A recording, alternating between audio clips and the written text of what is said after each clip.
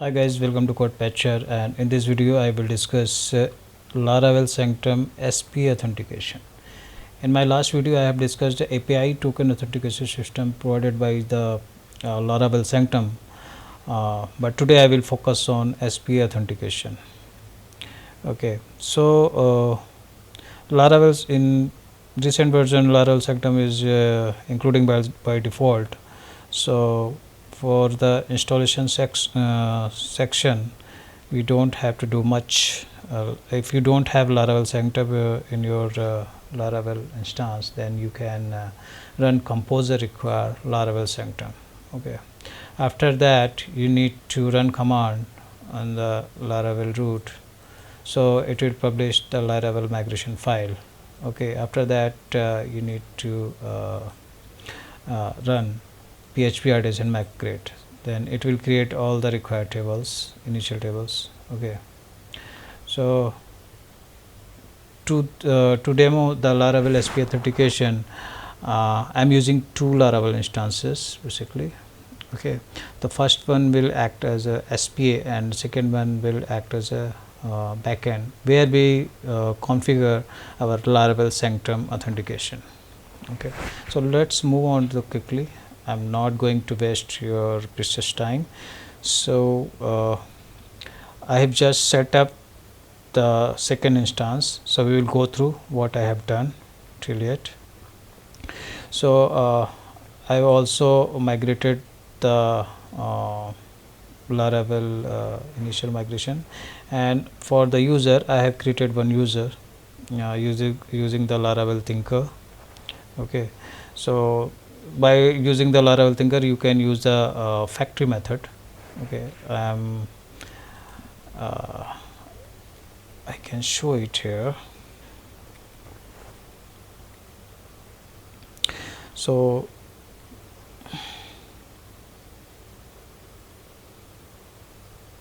PHP Artisan Thinker, it will start the REPL, Laravel REPL, and here you can use this command to create the instances of your model using the factory. Okay, it is by default written for the user model, so you can use here. Otherwise you need to for your model you need to create the factory instance with factory method. So you can also create your other can create the instance record or instances for the other model, okay, as well. So let's exit from here. Okay, and I have created one user. It's called Susie, and it has emails. Let's format it.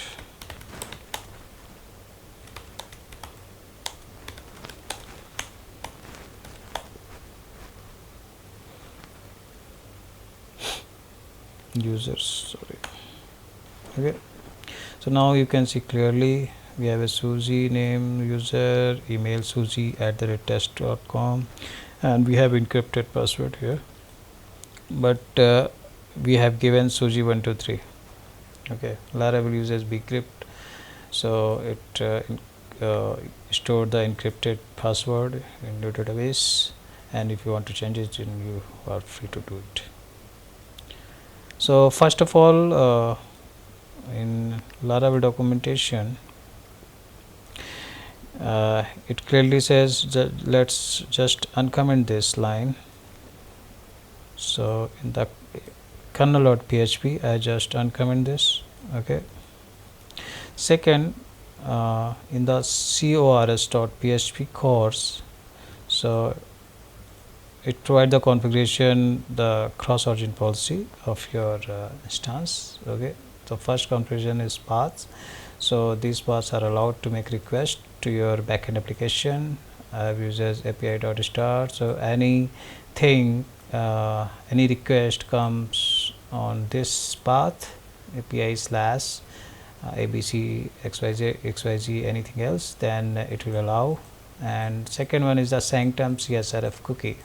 We will discuss for this path, okay, in later in a while. Okay, For the other configuration is the allow method, so it can be get, put, post request if you want to configure it specific to the method, but for now we are now leaving it by star by default. So it allow all the methods, allow all the origin. If you be specific that only request from the specific domain URL you can accept it, then you can mention here. Okay, so our basically our specific we are looking for the specific configuration here, the support credential. Okay, support credential basically we will it's a false by default, then we make it to true.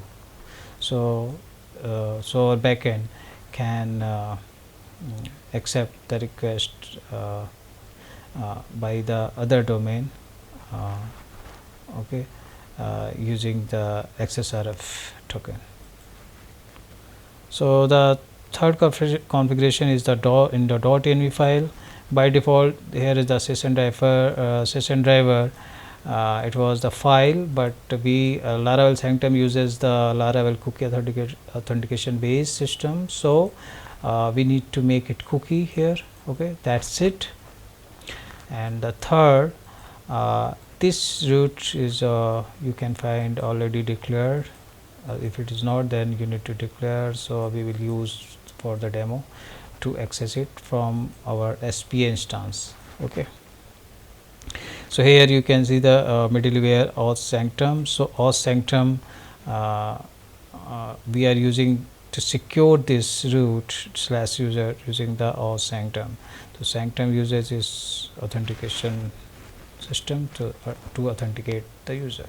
Okay, by mixing the Laravel cookie based session or the cookie based authentication, and it's on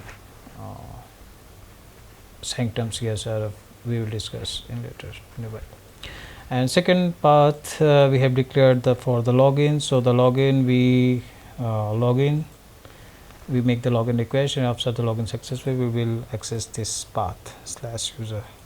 Okay, and there is a login function. I have created the login controller, and in this I have created the login function. I haven't done any fancy thing here, just a simple thing. I have used the auth facade of Laravel facade and attempt function. It checks email password is correct, and it matches in our database in backend, then it will return login successful, otherwise it will return login failed. That's it, and we are good to go. We have successfully configured our Laravel backend. Okay, so let's move on to the SPA, the front end instance. Okay, so I have already running this instance, and it is run on the port 8000. I have created one test auth URL, and it is simple blade file. Okay, I have used the bootstrap configuration to install the bootstrap and created 3 buttons using the bootstrap class. Okay, so one is authenticate, second is the login, and third one is the get user. So let's check it out. This is that is our index.plate. Okay, here I have created 3 button.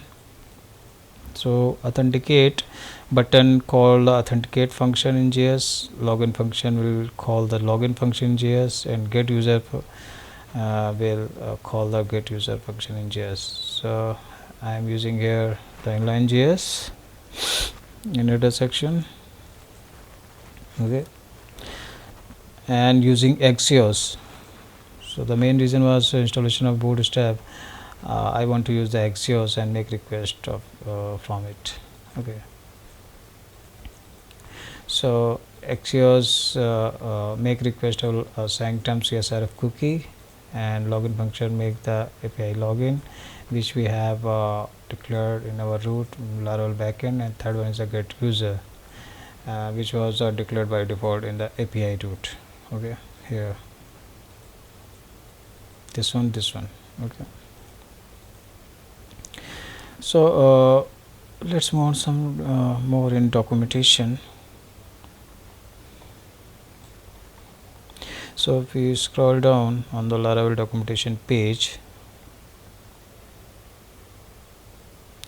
it clearly instructs all the instruction which we have already configured. Okay, in crh.php we have done.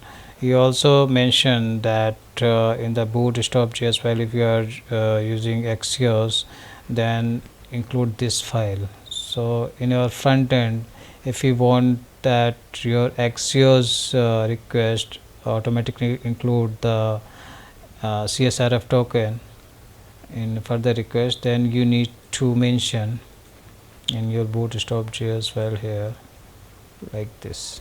Okay, I've just copied and run the npm run and npm install npm run dev, which is required to make to reflect these changes in your instances. Okay, like this.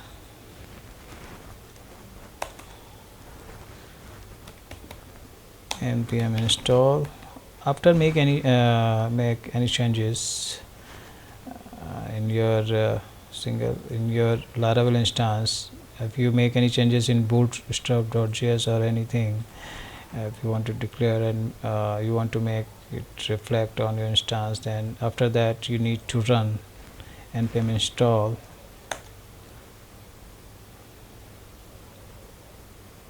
and after that you need to run npm run dev. So it will compile our real.js file and make reflect your changes. Okay, then you will get the Laravel mix build is successful. Okay, so let's start it once again. Okay,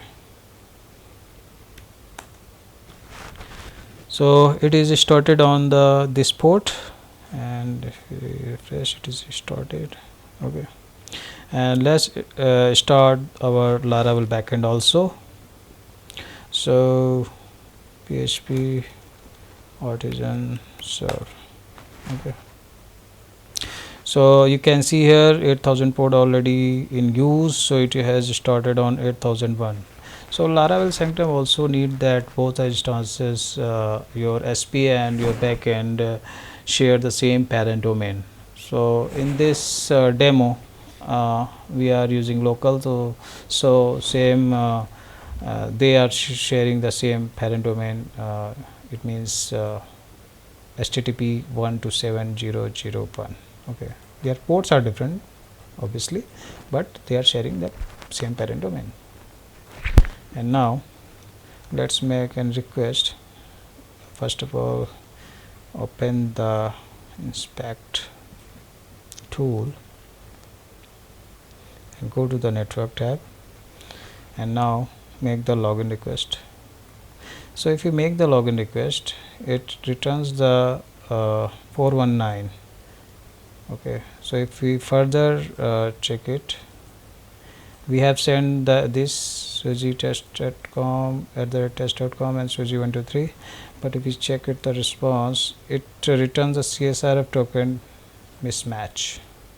Okay, so for this every post request in Laravel uses the CSRF token, and it so using this token, Laravel validate the request. Okay, so here the Sanctum come. So Laravel Sanctum, if you see the documentation, it clearly says the CS to provide the CSRF protection. Laravel Sanctum provide this path by default, Sanctum CSRF cookie.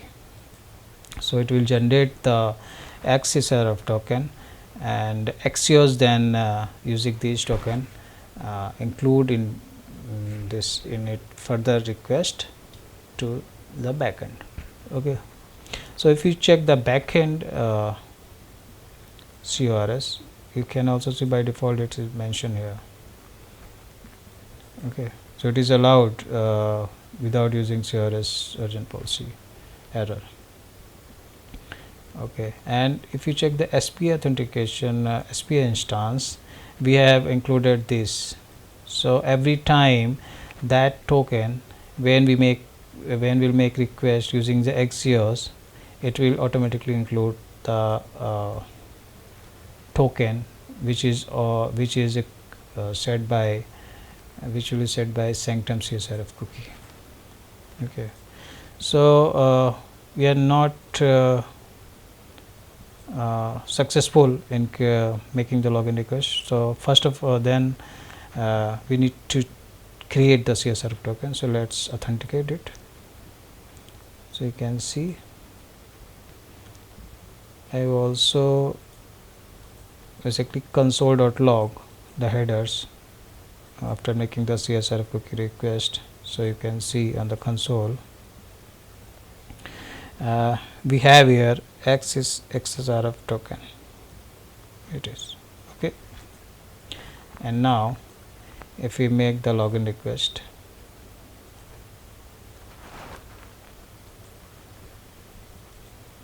login successful. Okay, and now if we make the get user request, we'll get the user detail. So okay, so this is a short demo. Basically it's a basic concept. You can extend this concept in your application. You can create the SPA like using the Vue.js and Next.js and Node.js, whatever you like. But consider one thing, that both instances must share the same parent domain. So we will use the Sanctum authentication system very easily. Okay, so that's it for the today. And if you like this video, then and find it very useful, then like and subscribe, guys. Okay, thanks for the watching.